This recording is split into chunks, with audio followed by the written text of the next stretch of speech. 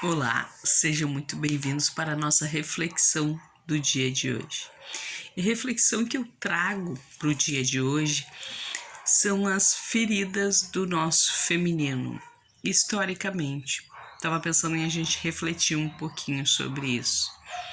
Um assunto bem polêmico na atualidade, que eu tenho percebido, pelo menos, é o fato de ser feminista, não ser feminista, né? E o que significa ser feminista? O que significa não ser feminista? Primeiro ponto, né? Quanto a roupas, quanto a vestimentas, o que eu penso sobre isso? A gente deveria se preocupar muito mais com a gente, com o nosso corpo.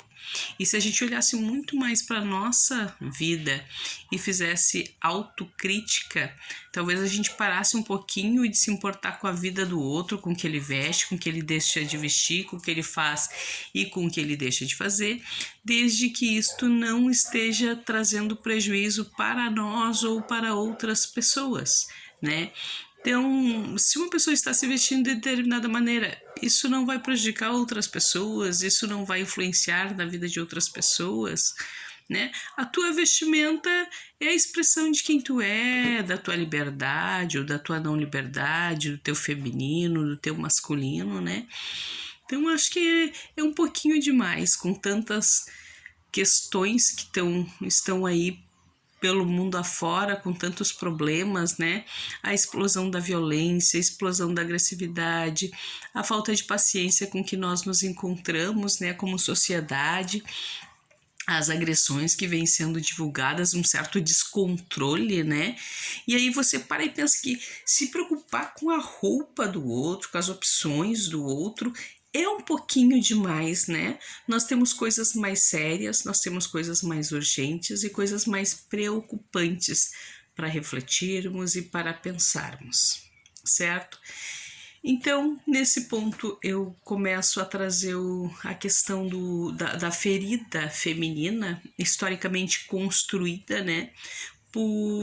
Porque assim, como surgiu essa luta pelo feminismo, né? Como surgiu o feminismo, né? Eu acho que ele surgiu de uma forma básica, por uma luta por igualdade de respeito, né? Por uma igualdade de escuta, por uma igualdade de opinião. Para mim, o feminismo é basicamente isto.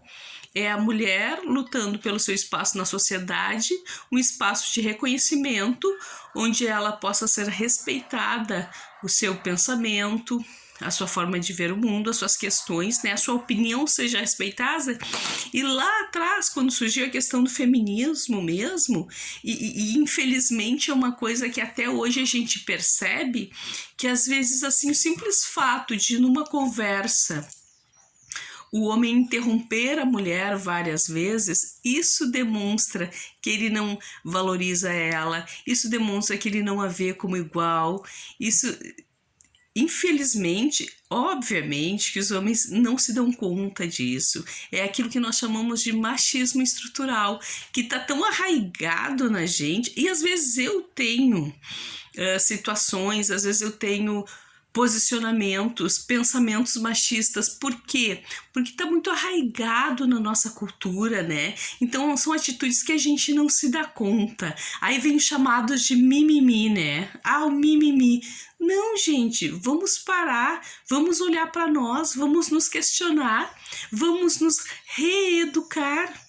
Porque, voltando ao fato de como surgiu o feminismo, então, por esse simples fato de dentro de um lar, um marido e uma mulher, o homem poder escutar e valorizar a opinião da sua esposa dentro de casa, nas questões familiares, de educação dos filhos, de finanças, né? E naquele ponto, naquela época, pensava o homem, né, que conhecimento tem a mulher para dar opiniões sobre questões financeiras, e no entanto, sim, a mulher sempre teve a questão da observação, né, de estar por dentro, de estar inteirada do que estava acontecendo, embora ela não participasse das rodas de conversa, como um ser humano inteligente, ela sempre teve o seu posicionamento, né? Então, e era isso, o feminismo que surgiu com o intuito de ter valorizado o posicionamento, o pensamento, o questionamento feminino, né? Então, também de ser valorizada depois monetariamente na questão dos salários, né? De ter outros trabalhos que não fosse só trabalhos domésticos, trabalhos em fábricas, né? Ter a possibilidade de ocupar outros espaços na sociedade onde ela poderia ter um desempenho tão bom ou até melhor do que os homens, né? Porque uma visão feminina, ela é sempre muito importante, tanto a masculina quanto a feminina, porque nós temos o feminino e temos o masculino dentro de nós. E por que as mulheres resolveram sair de casa, resolveram botar a cara no mundo, resolveram trabalhar? Vamos pensar um pouquinho, né? Quantas vezes lá atrás, no tempo dos nossos avós, daqui a pouco o homem ficava desempregado ou o salário dele não era o suficiente para dar conta do sustento da família, e eram famílias numerosas, né? Hoje nós temos 1, 2, 3 filhos e sabemos o quanto é difícil manter financeiramente, né? Dar uma boa estrutura para essa pequena família. E antigamente eram famílias de 7, 8, 9, 10, 11 filhos, não é verdade? E aí, como ficava esse homem para com o salário manter essa família, né? A mulher teve que sair para a rua, teve que trabalhar, teve que lutar pelo seu espaço, né? E lutar por um salário digno. Se eu trabalho tantas horas e o meu marido também, por que não podemos ter o mesmo salário, né? Então foi essa percepção dessa desigualdade, desse desrespeito, dessa falta de reconhecimento, dessa falta de valorização da mão de obra, que fez com que a mulher saísse para a rua em busca de emprego. E por que a busca do respeito, a busca da igualdade, né? Porque as mulheres, por não serem vistas como iguais, por não serem valorizadas, por serem vistas como pessoas sem opinião, sem a possibilidade de opinar, elas sofriam os mais diversos tipos de abuso. O que aconteceu com as nossas gerações, né? Muitas de nós víamos agressões que as nossas mães sofriam dentro de casa. Ficamos sabendo de abusos de tios, de pais, de irmãos, de familiares, de amigos, justamente por esse desrespeito à mulher, né? Que ela não era vista como ser humano, que não era vista como uma igual. Tanto que não podia nem votar, não tinha o direito à opinião, ao posicionamento político, né? Então, o que eu venho falar sobre hoje é assim, ó, como surgiu o conceito de mulher guerreira, né? Guerreira contra quem? A nossa guerra, a guerra da mulher guerreira é pelos seus direitos, né? É pelo seu espaço, é por ter uma vida digna, é por ter direito, suas opiniões serem expressadas, né?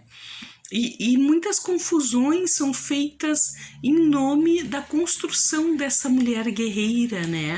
Porque nós fomos de um extremo ao outro. O extremo de um machismo, onde a mulher não era respeitada, não tinha seus direitos valorizados, sua opinião valorizada, a um extremo, né, de não querer passar por aquelas situações novamente. E aí nós nos construímos de uma outra forma, muitas vezes muito dolorosa para nós, porque foi construído também, com tudo isso foi construído no nosso mental, no inconsciente coletivo das mulheres, infelizmente, que os homens eram os vilões, infelizmente, num inconsciente muito lá dentro, muito imperceptível, feminino, essa mulher guerreira, ela provavelmente guerria contra os homens, mas não contra os homens de verdade, não. Só que as pessoas confundem. Existem homens e existem meninos. Meninos são aqueles homens que cresceram fisicamente, mas não tem responsabilidade afetiva, não tem responsabilidade financeira, tem os filhos e não dão conta de dar aquele suporte emocional para esses filhos, suporte financeiro. São aqueles homens que não têm responsabilidade, são os meninos que nós chamamos. E homens sim, homens são pessoas que infelizmente muitas mulheres acham que não existem, mas que são os homens responsáveis, emocionalmente, financeiramente, que suprem as necessidades das suas parceiras. emocionalmente, que são companheiros, que são parceiros, que estão ali para apoiá-las. E é isto que a gente precisa entender, que existe a diferença, que existem sim uma grande quantidade de meninos, homens que foram criados por mães superprotetoras, que mimaram, que fizeram deles verdadeiros reizinhos e que não se responsabilizam com coisa nenhuma. E tem aqueles homens que cresceram de verdade, que entendem qual é a função de um homem na sociedade e na vida da sua parceira, né? E assim, então, essas distorções precisam ser corrigidas. Nem a mulher precisa ser guerreira, ela não precisa guerrear incessantemente. Essa mulher guerreira tende a ser uma mulher feminina, sim, mas muitas vezes uma mulher estressada, uma mulher irritada, porque ela se sente sobrecarregada por uma exigência de dar conta de todos os papéis, e é humanamente impossível dar conta de todos os papéis, que seja prover o lar, prover seus filhos financeira e emocionalmente, dar conta de um trabalho exaustivo, chegar em casa, dar conta das tarefas domésticas, sem se irritar, sem se estressar. É humanamente impossível. Nós somos humanos, nós não somos máquinas. Então, por isso a importância de ter-se um parceiro, um companheiro que divida todas essas funções, que entenda a função de uma família, que entenda que um casal é para lutar junto, não é um campo de combate, não é um lugar de competição. Um casamento é um lugar onde duas pessoas vão se construir, vão criar junto as suas regras, as suas combinações, o seu próprio estilo de vida, dando os dois suporte um ao outro. Não pode existir essa guerra, não pode existir essa beleza, essa guerra de vaidade, de beleza, onde um quer mandar, um quer ser mais inteligente. Não é um lugar onde a gente deva competir com o nosso companheiro, mas sim apoiar, fortalecer, agregar. Então, era isso que eu queria falar para vocês no dia de hoje, dessas questões femininas, que são muitas questões que influenciam na nossa vestimenta, no nosso jeito de se comportar, muitas vezes mais masculinizado, para que possa ser olhada e respeitada como igual, né? Muitos homens não entendem, porque às vezes a mulher tem uma postura mais masculina, embora seja uma mulher feminina, com uma postura um pouco mais masculina, um pouco mais impositiva, porque ela quer se impor justamente no mundo, porque ela quer justamente ganhar o seu espaço, e às vezes, muitas vezes, a mulher acaba se masculinizando para ser vista, respeitada, para não ser vista como um objeto de desejo apenas, mas para que tenha o seu pensamento, a sua palavra e a sua voz respeitada. Isso constrói a nossa personalidade, são as nossas crenças, aquilo que não apenas que nós vivemos, mas que as nossas mães viveram, que as nossas avós, que as nossas bisavós viveram,